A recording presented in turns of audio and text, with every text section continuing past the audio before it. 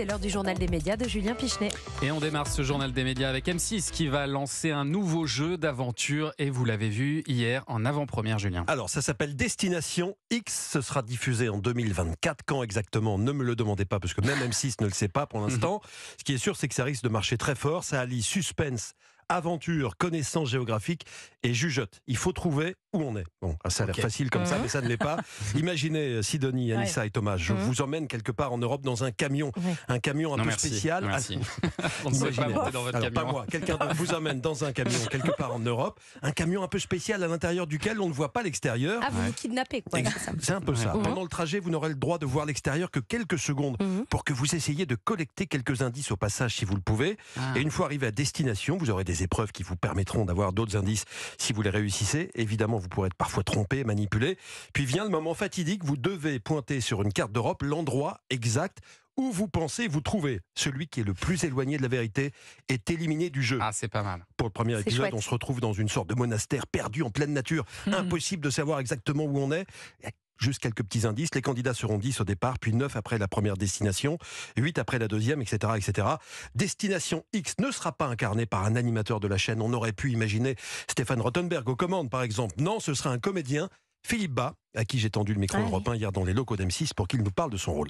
On voulait construire ensemble un personnage, c'était aussi pour ça qu'on me l'a proposé, une sorte de personnage qui soit à la fois dans ce rôle entre guillemets d'animateur et puis aussi qui propose une forme de, comment dire, fallait que ce soit ludique, fallait que ce soit un peu malicieux, fallait que ce soit astucieux pour qu'on puisse à chaque fois, à chaque indice proposé, à chaque jeu proposé, qu'on ne s'ennuie pas et c'était vraiment réussi parce qu'il faut dire qu'il y a un casting exceptionnel, vraiment tout concorde dans ce jeu. Philippe Bas qu'on a vu notamment dans Profilage et qui va pour la première fois donc animer, encadrer un jeu. Je l'ai vu donc hier et ça vaut le coup vraiment. Je pense que ça va marcher. J'ai senti que vous étiez convaincu par ce jeu. Alors que vous n'êtes pas trop jeu d'aventure. Vraiment, je me suis vraiment laissé prendre. Et c'est intelligent, c'est intéressant et c'est vraiment inédit. Alors ça a été testé en Belgique et en Finlande. Et évidemment en France, ça ressemble à rien de ce qui a déjà été fait. On va voir ce que ça donne côté audience évidemment.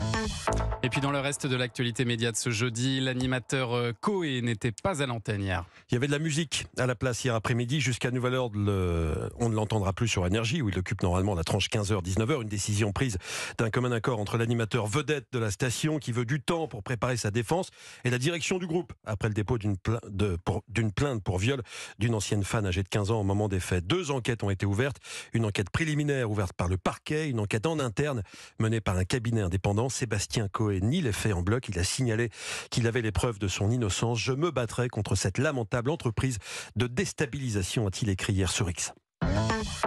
Et puis l'émission culte de la BBC Top Gear met le frein à main. Oui, c'est une émission automobile qui existait depuis 1977 et son succès n'avait jamais faibli malgré le changement d'animateur. En 2012, d'après le livre des records, Top Gear était l'émission de divertissement la plus regardée au monde. 350 millions de téléspectateurs. Mais c'est fini. Pourquoi ? À cause de cet accident survenu lors d'un tournage en 2022 qui a refroidi un petit peu les équipes. Aucun autre numéro n'avait été réalisé depuis. L'émission anglaise s'arrête, mais les versions internationales comme Top Gear France sur RMC Découverte, les magazines, les contenus en ligne, eux, continuent. Et puis, où en est-on dans le match des replays entre Sambre et Master Crime ? Ouais, 2 séries qui marchent très fort en cette fin d'année. Master Crime sur TF1, plus de 5 millions de téléspectateurs chaque jeudi soir, et Sambre sur France 2, plus de 3 millions chaque lundi soir. En quelques jours, Master Crime avec Muriel Robin et Anne Le Naine est devenue l'une des séries de TF1 les plus consommées en replay en 2023. Il n'y a que HPI qui a fait mieux. 7 jours après la diffusion du premier épisode, 1 90 000 replays avaient été enregistrés. Concernant Sambre, le replay a permis aux 2 premiers épisodes de dépasser la barre des 4 millions. Le tout premier épisode est même au-delà des 4 millions et demi. Vous avez regardé ces séries, Sidonie Vedec, ou pas encore ? Sambre, oui, j'ai commencé. C'est chouette. C'est fantastiquement bien. Et c'est même dérangeant tellement c'est réaliste.